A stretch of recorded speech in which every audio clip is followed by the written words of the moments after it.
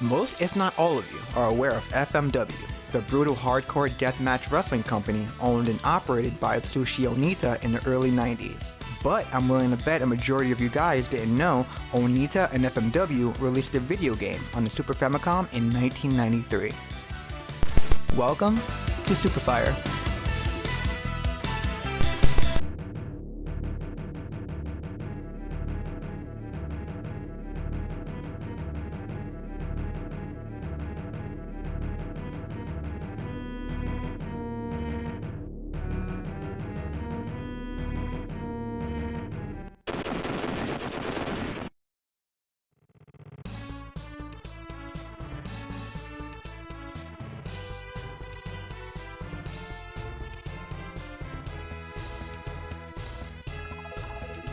Developed by Marionette and published by Pony Canyon, Atsushi Onita's FMW is your standard 1v1 arcade tournament-style fighting game, but with basic, and I mean basic, gameplay.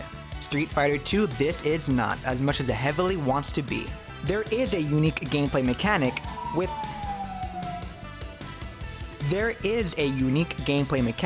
a special gauge for each character that when put into different combinations can pull off different moves while in a grapple position. It's probably the only mechanic that makes the game feel like it has its own identity. Besides the landmines, electric ring ropes, or fence, depending on the stage, that can be activated when pushed in the corner, which I admit is pretty dope and very FMW.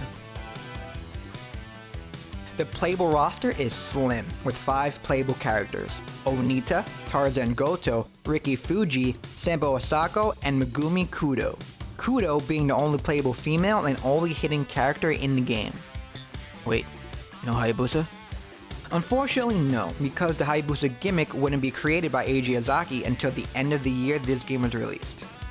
He will show up in future games I'll get to, most of the time in a non-official, morally dubious way.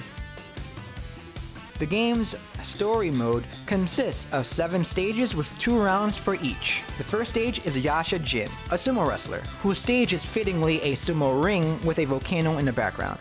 The volcano erupts when you defeat him. It's pretty badass. Second stage is Killer M, a karate robot? Yeah, this game is weird, and it's only gonna get weirder. This is by far my favorite stage song in the game. It just goes unneededly hard.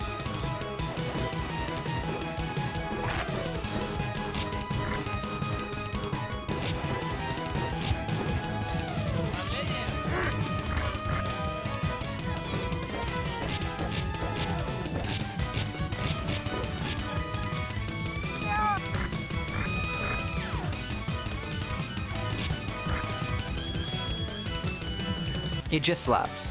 Credit to composer Takeshi Yasuda.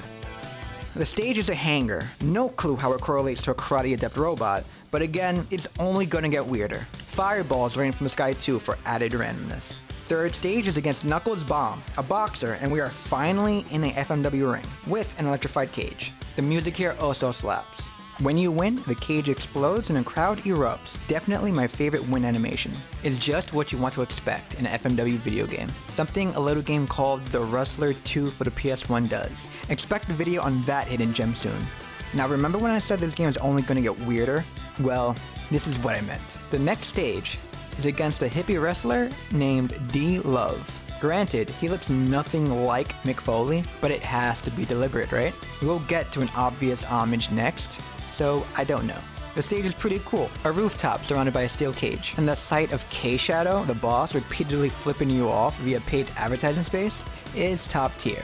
But what starts off as a standard match turns into a literal pixelated acid trip. No warning, no foreshadowing whatsoever. D-Love just spits mist at your boy like a Woodstock Great Muda, and the fight goes off the rails. The next stage is against Gianantonio Inoue, an obvious nod to both Giant Baba and the Crimson Chin himself, Antonio Inoki. The stage is pretty sick. Another FMW ring in what looks to be in a warehouse, with electrified ring ropes. Probably the most FMW-y of the stages, considering they held shows in open water before. Once you defeat a fusion of 2 of the most famous and beloved pro wrestlers of all time, where do you go from there? God? A government building for a paid threesome while sworn into office? Hell, even a knockoff Hulk Hogan would make sense. A gimp.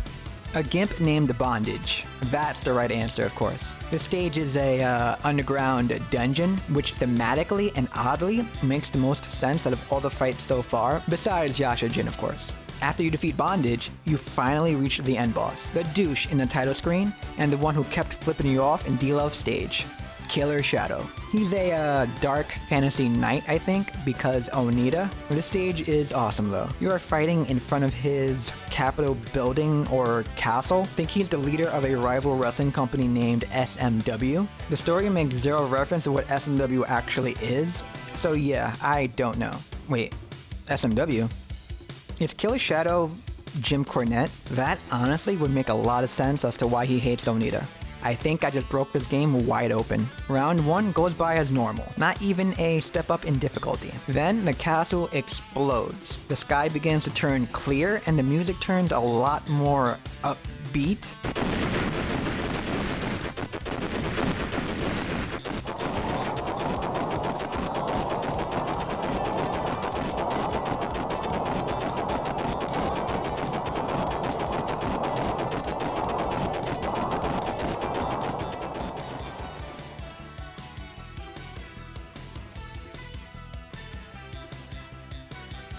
Killer Shadow then turns into, or is, another Onita.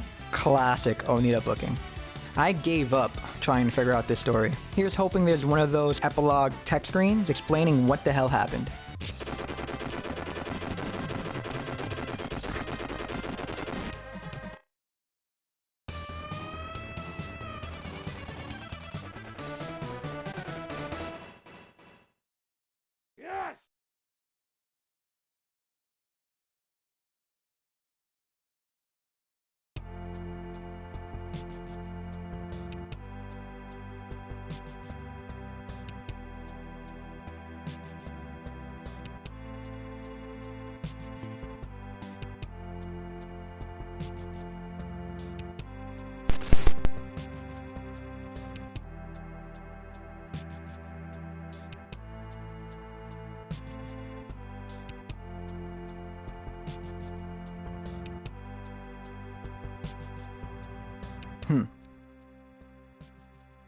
I'm going to assume Google Translate is having a hard time figuring this out due to it being so pixelated.